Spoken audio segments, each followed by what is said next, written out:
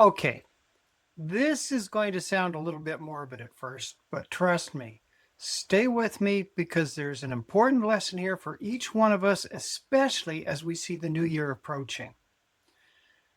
Welcome back to Next Phase Navigation. Let's go back together to the days of ancient Rome. When there was a citizen that was to be honored for doing something special, maybe a general that won a great battle somewhere, he would be paraded through the streets of Rome with a crown of laurel leaves on his head.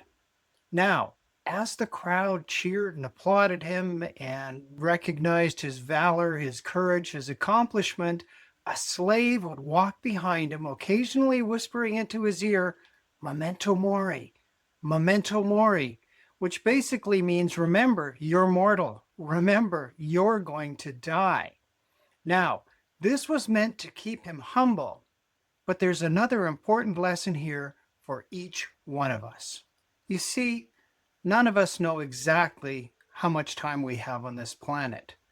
The Moody Blues sang a song that told us that we had 22,000 days. It's not a lot. Hopefully they're wrong because I've already passed that mark personally. There are other books out there that suggest we all have about 4,000 weeks, and that's probably closer to the truth with the age spans we have today. But the fact is, we just don't know. Stoic philosophers have adopted this idea of memento mori, remembering our mortality. They teach that death is not something that's going to happen to us someday. It's something that's happening to us every day. In fact, it's been happening to us since the day we were born. Whatever your age, you're that much closer to death than you were when you were born. And as this year draws to a close, we're that much closer still.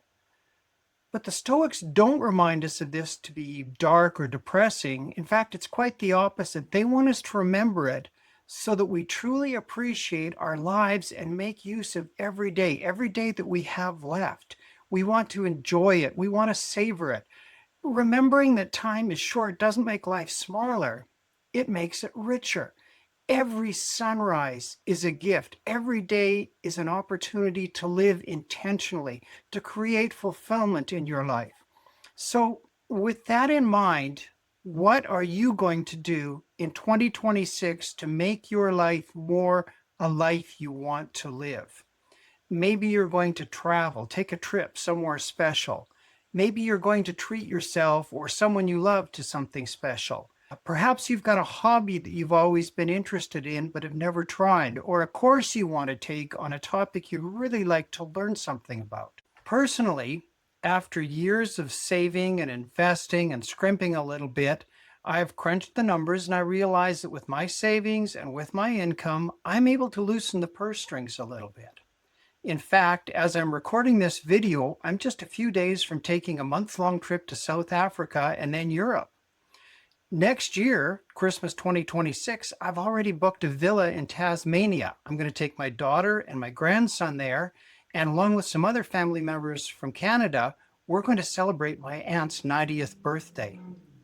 On a smaller scale, I love music, and I really love the warmth, the richness, the fullness of the sound of music recorded on an old-fashioned vinyl record.